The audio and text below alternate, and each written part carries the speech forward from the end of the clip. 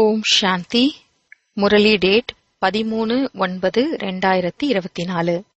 இனிமையான குழந்தைகளே, அனைத்து ஆத்மாக்களையும் கர்ம பந்தனத்திலிருந்து விடுவிக்கக்கூடிய விடுதலை வீரர்களாக, அதாவது மீட்பு படை வீரர்களாக நீங்கள் இருக்கிறீர்கள். நீங்கள் கர்ம பந்தனங்களில் மாட்டிக்கொள்ளக்கூடாது.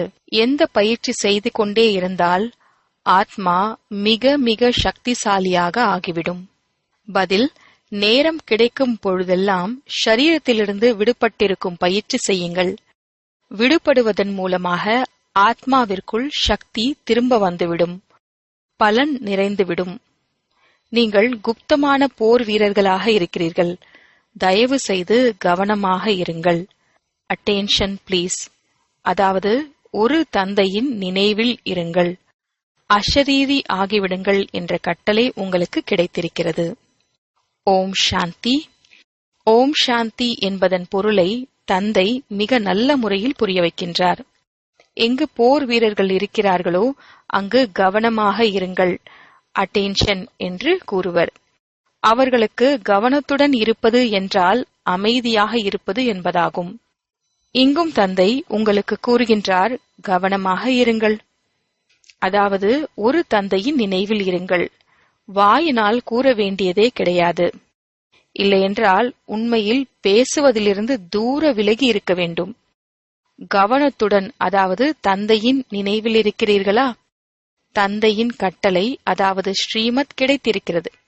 நீங்கள் ஆத்மாவை புரிந்திருக்கிறீர்கள், தந்தையையும் புரிந்திருக்கிறீர்கள் எனில் தந்தையை நினைவு செய்யாமல் விகர்மாஜி தாவது சத்தோ பிரதானம் தூய்மையாக ஆக முடியாது. மூல விஷயமே இதுதான். தந்தை கூறுகின்றார், இனிமேலும் இனிய குழந்தைகளே, தன்னை ஆத்மா என்று புரிந்து கொண்டு தந்தையை நினைவு செய்யுங்கள். இவை அனைத்தும் இந்த நேரத்திற்கான விஷயமாகும். இதையே அவர்கள் வேறு அர்த்தத்தில் எடுத்துக்கொண்டு விட்டார்கள். அவர்களும் இராணுவ வீரர்கள், நீங்களும் இராணுவ வீரர்களாக இருக்கிறீர்கள். குப்தமான இராணுவ வீரர்கள், அண்டர் கிரவுண்ட் ஆர்மி இருக்குமல்லவா, மறைந்து இருப்பர். நீங்களும் குப்தமாக இருக்கிறீர்கள்.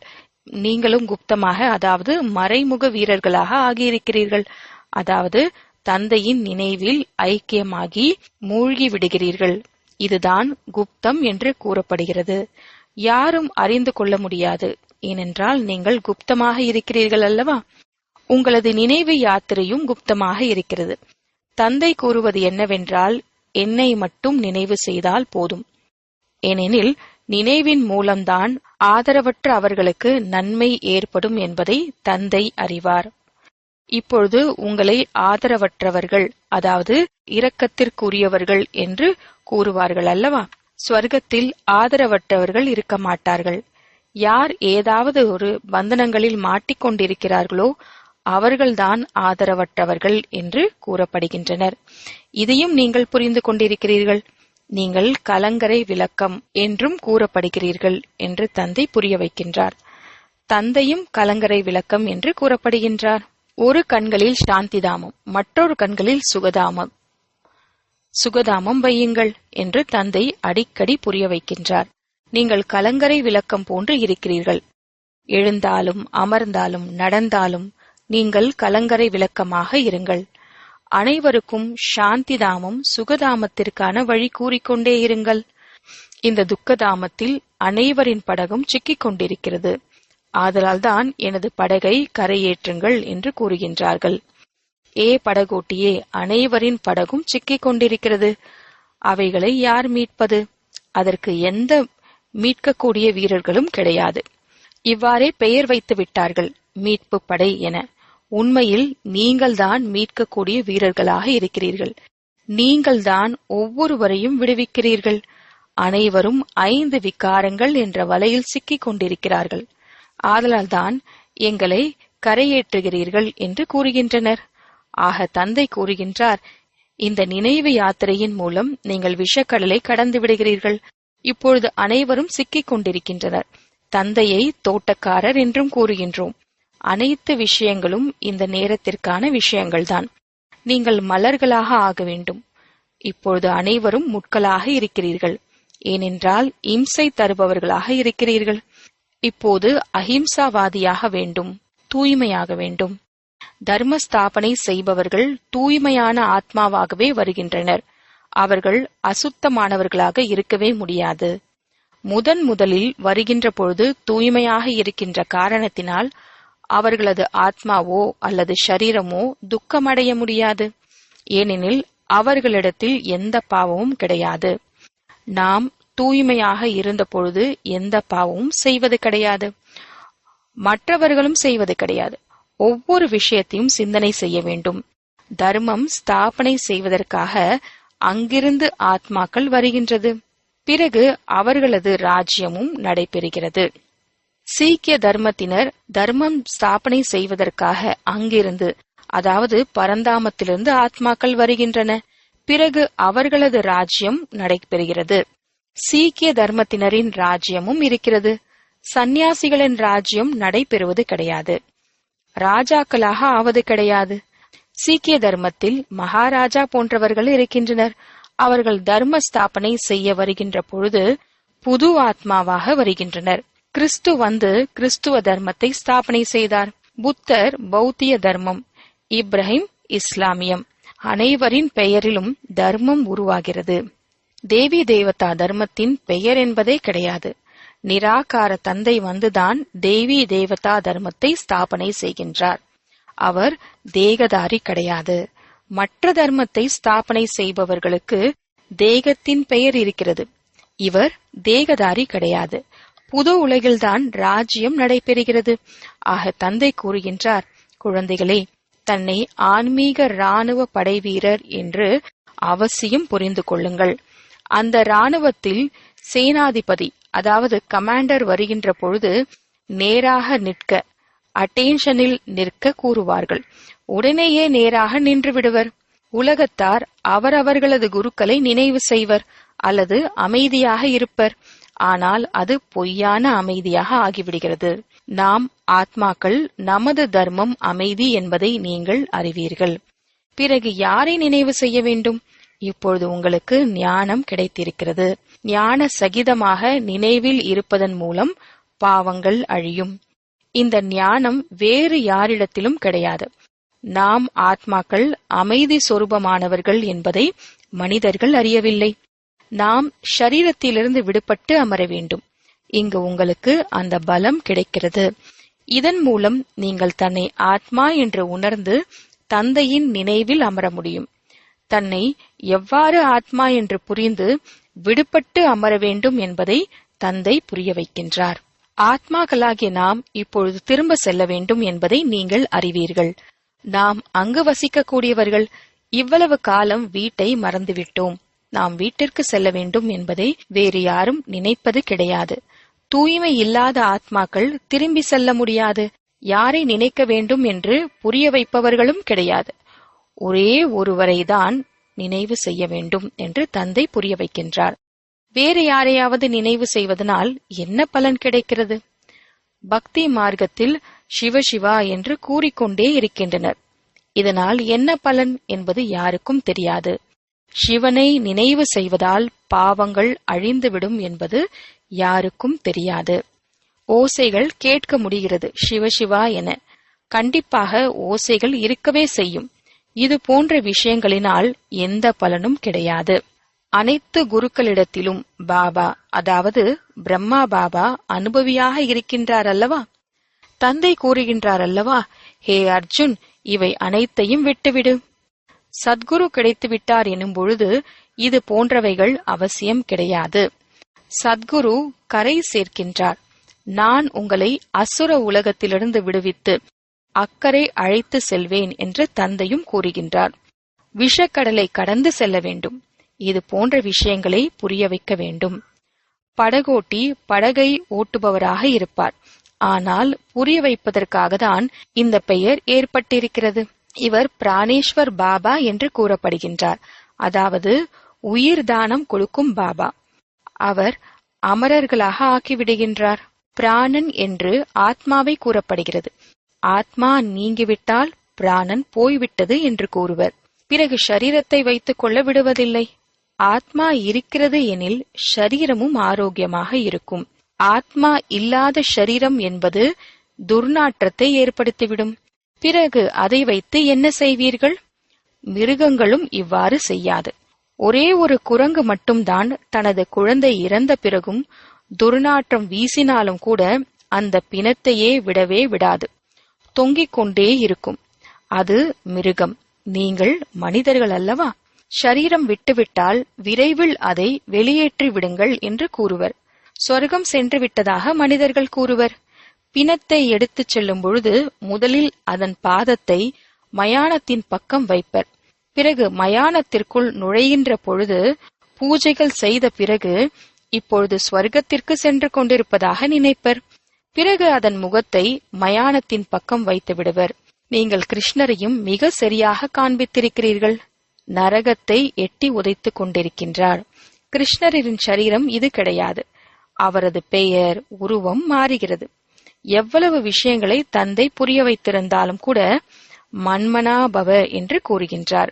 இங்கு வந்து அமர்கின்ற பொழுது கவனம், அதாவது அட்டென்ஷன் தேவை. புத்தி தந்தையிடத்தில் ஈடுபட்டிருக்க வேண்டும்.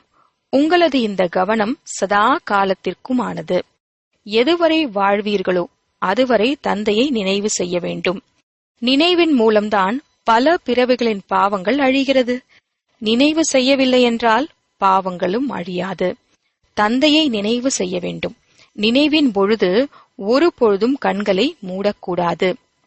சந்நியாசிகள் கண்களை மூடிக்கொண்டே அமர்வர். சிலர் பெண்களின் முகத்தை பார்க்கவே மாட்டார்கள். துணியினால் கண்களை மூடிக்கொண்டு அமர்ந்திருப்பர். நீங்கள் இங்கு அமர்ந்திருக்கும் பொழுது படைப்பவர் மற்றும் படைப்பின் முதல் இடை கடையின் சுயதர்ஷன சக்கரத்தை சுற்றி கொண்டே இருக்க வேண்டும். நீங்கள் கலங்கரை விளக்கங்கள் அல்லவா? இது துக்கதாமம் ஆகும். ஒரு கண்ணில் சாந்தி தாமம், மற்றொரு கண்ணில் சுகதாமம். எழுந்தாலும் அமர்ந்தாலும் தன்னை கலங்கரை விளக்கம் என்று நினையுங்கள். பாபா விதவிதமான முறையில் புரிய வைக்கின்றார். நீங்கள் தன்னையும் பாதுகாத்துக் கொள்கிறீர்கள். கலங்கரை விளக்கம் ஆவதன் மூலம் தனக்கும் நன்மை செய்து கொண்டிருக்கிறீர்கள். தந்தையை அவசியம் நினைவு செய்ய வேண்டும். செல்லும் வழியில் யாரையாவது சந்தித்தால் அவர்களுக்கு கூற வேண்டும். அறிமுகமானவர்கள் பலரை சந்திக்கிறீர்கள். அவர்களை ஒருவரையொருவர் சந்திக்கும் பொழுது ராம் ராம் என்று சொல்வார்கள். இது துக்கதாமம், அது சாந்திதாமம் மற்றும் சுகதாமம் என்பது உங்களுக்கு தெரியுமா என்று அவர்களிடத்தில் கேளுங்கள். நீங்கள் சாந்திதாமம் சுகதாமம் செல்ல விரும்புகிறீர்களா? இந்த 3 சித்திரங்களை பற்றி மற்றவர்களுக்கு புரிய வைப்பது மிகவும் எளிதாகும். உங்களுக்கு குறிப்பாக உணர்த்தி இருக்கின்றார். கலங்கரை விளக்கம் கூட குறிப்பால் உணர்த்துகிறது. இந்த படகு ராவணனின் சிறையில் மாட்டிக்கொண்டிருக்கிறது. மனிதர்கள் மனிதர்களை விடுவிக்க முடியாது. அவை அனைத்தும் செயற்கையான எல்லைக்குட்பட்ட விஷயங்களாகும். இது எல்லையற்ற விஷயமாகும். அது சமூக சேவையும் கிடையாது. உண்மையான சேவை இதுதான், அதாவது அனைவரின் படகையும் கரை சேர்ப்பது. மனிதர்களுக்கு என்ன சேவை செய்ய வேண்டும் என்பது உங்களது புத்தியில் இருக்கிறது. முக்திதாமம் செல்ல தந்தையை சந்திப்பதற்காக நீங்கள் குருக்களிடத்தில் செல்கிறீர்கள். ஆனால் யாரும் சந்திப்பது கிடையாது என்பதை முதலில் கூறுங்கள். சந்திப்பதற்கான வழி தந்தைதான் கூறுகின்றார். இந்த சாஸ்திரங்கள் போன்றவைகளை படிப்பதன் மூலம் பகவானை அடைய முடியும் என்று அவர்கள் நினைக்கிறார்கள். ஆறுதலுக்கு பகவான் ஏதாவது ரூபத்தில் கிடைப்பார், எப்போது கிடைப்பார் என்பது போன்ற அனைத்தும் தந்தை உங்களுக்கு புரிய வைக்கின்றார். ஒருவரை நினைவு செய்ய வேண்டும் என்பதை நீங்கள் சித்திரங்களில் காண்பிக்கிறீர்கள். தர்மஸ்தாபகர்கள் யாராக இருந்தாலும் அவர்களுக்கு இவ்வாறுதான் செய்கை கொடுக்கின்றனர், அதாவது ஒரு விரலை மேலே காட்டுகின்றனர். ஏனெனில் நீங்கள் முறையை அறிவுறுத்தி இருப்பதால் அவர்களும் இவ்வாறு செய்கை கொடுக்கின்றனர். எஜமானனை ஜெபியுங்கள். அந்த தந்தை சத்குருவாக இருக்கின்றார். மற்ற அனைவரும் பலவிதமான வழிமுறைகளை கொடுப்பவர்களாக இருக்கின்றனர். அவர்கள் குருக்கள் என்று கூறப்படுகின்றனர். அஷரீரி ஆகுவதற்கான வழியை யாரும் அறியவில்லை. சிவபாபாவை நினைவு செய்யுங்கள் என்று நீங்கள் கூறுவீர்கள். அவர்கள் சிவனின் கோவிலுக்கு செல்கின்றனர் எனில் சிவனை பாபா, அதாவது அப்பா என்று கூறும் பழக்கம் எப்பொழுதும் இருக்கிறது. வேறு யாரையுமே அப்பா என்று கூறுவது கிடையாது.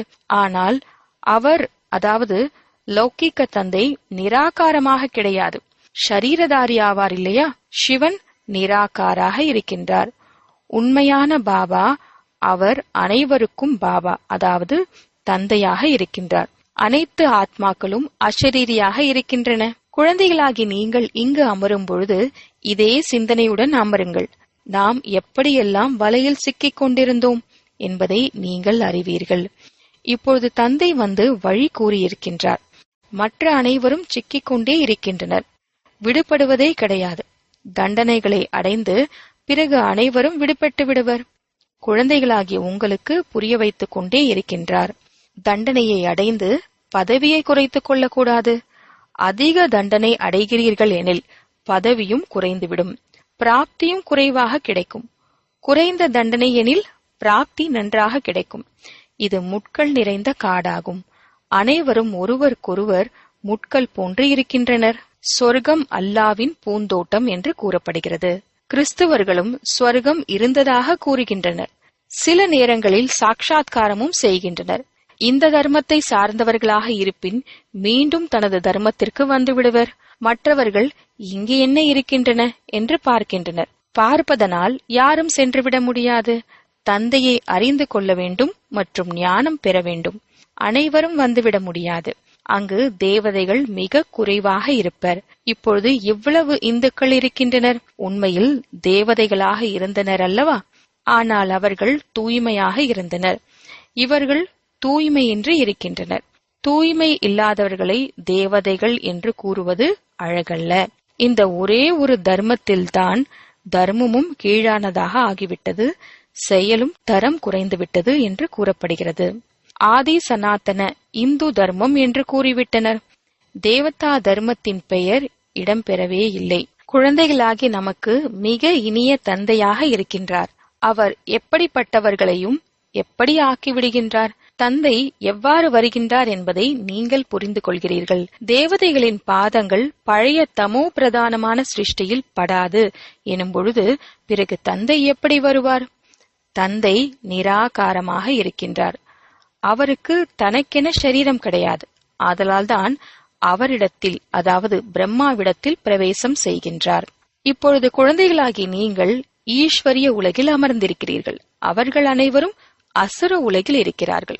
இது மிகவும் சிறிய சங்கம யுகம் ஆகும். நாம் தேவதா உலகிலும் கிடையாது, அசுர உலகிலும் கிடையாது என்பதை நீங்கள் புரிந்திருக்கிறீர்கள். நாம் ஈஸ்வரிய உலகில் இருக்கின்றோம். நம்மை வீட்டிற்கு அழைத்து செல்ல தந்தை வந்திருக்கின்றார். அது என்னுடைய வீடு என தந்தை கூறுகின்றார். உங்களை கவனிப்பதற்காக நான் எனது வீட்டை விட்டு வந்திருக்கின்றேன். பாரதம் சுகதாமமாக ஆகிவிடும் பொழுது பிறகு நான் வருவது கிடையாது. நான் உலகத்திற்கு எஜமானனாக ஆவதும் கிடையாது. நீங்கள் ஆகிறீர்கள். நான் பிரம்மாண்டத்திற்கு எஜமானனாக இருக்கின்றேன். பிரம்மாண்டத்திலிருந்து அனைவரும் வருகின்றனர். யார் வரவேண்டி இருக்கிறதோ அவர்கள் இப்பொழுது எஜமானர்களாக ஆகி அங்கு அமர்ந்திருக்கின்றனர். ஆனால் அவர்கள் வந்து உலகத்திற்கு எஜமானர்களாக ஆவது கிடையாது. பல விஷயங்களை புரிய வைக்கின்றார். சில மாணவர்கள் மிகவும் நல்லவர்களாக இருக்கின்ற பொழுது உதவித்தொகை, அதாவது ஸ்காலர்ஷிப் அடைகின்றனர். நான் தூய்மையாக ஆவேன் என்று இங்கு இருக்கும் பொழுது கூறுகின்றனர். பிறகு சென்று அசுத்தமாக ஆகிவிடுகின்றனர். ஆச்சரியமாக இருக்கிறது. இவ்வாறு பக்குவமற்றவர்களை அழைத்து வர வேண்டாம். சிந்தித்து அழைத்து வர வேண்டியது நிமித்தமானவர்களின் காரியமாகும். ஆத்மாதான் ஷரீரத்தை தாரணை செய்து நடிப்பு நடிக்கிறது. அதற்கு அழிவற்ற பாகம் கிடைத்திருக்கிறது என்பதை நீங்கள் அறிவீர்கள் அல்லவா? நல்லது. இனிமேலும் இனிய தேடி கண்டெடுக்கப்பட்ட செல்ல குழந்தைகளுக்கு தாயும் தந்தையுமான பாப் தாதாவின் அன்பு நினைவுகள் மற்றும் காலை வணக்கம். ஆன்மீக குழந்தைகளுக்கு ஆன்மீக தந்தையின் நமஸ்தே. ஆன்மீக தந்தைக்கு ஆன்மீக குழந்தைகளின் நமஸ்தே. தாரணைக்கான முக்கிய சாரம். முதலாவது, கலங்கரை விளக்கமாகி அனைவருக்கும் சாந்திதாமம் சுகதாமத்தின் வழி கூற வேண்டும். அனைவரின் படகையும் துக்கத்திலிருந்து விடுவிக்கும் சேவை செய்ய வேண்டும். தனக்கும் நன்மை செய்து கொள்ள வேண்டும். இரண்டாவது, தனது சாந்தி சொரூப ஸ்திதியில் நிலைத்திருந்து ஷரீரத்திலிருந்து விடுபட்டிருக்கக்கூடிய பயிற்சி செய்ய வேண்டும். நினைவின் பொழுது கண்களை திறந்து கொண்டு அமர வேண்டும். புத்தியில் படைப்பவர் மற்றும் படைப்பின் சிந்தனை, அதாவது நினைவு செய்ய வேண்டும். வரதானம்: தன்னுடைய சங்கல்பங்களை சுத்தமாக, ஞான சொரூபமாக மற்றும் சக்தி சொரூபமாக ஆக்கக்கூடிய சம்பூர்ண பவித்ரம், சம்பூர்ண தூய்மை ஆகுக. பாபாவிற்கு சமம் ஆகுவதற்காக தூய்மையின் அடித்தளத்தை உறுதியாக்குங்கள். அடித்தளத்தில் பிரம்மச்சரியத்தின் விரதம் தாரணை செய்வது பொதுவான விஷயம். இதில் மட்டுமே குஷியடைந்து விடக்கூடாது. திருஷ்டி உள்ளுணர்வில் தூய்மையை மேலும் அடிக்கோட்டிடுங்கள். கூட கூடவே தனது சம்ஸ்காரங்களை சுத்தமாக, ஞான சொரூபமாக, சக்தி சொரூபமாக ஆக்குங்கள். சங்கல்பத்தில் இப்பொழுது அதிகப்படியான குறை உள்ளது. இந்த பலவீனங்களை நீக்கிவிட்டால் சம்பூர்ண பவித்ர ஆத்மா என சொல்லலாம்.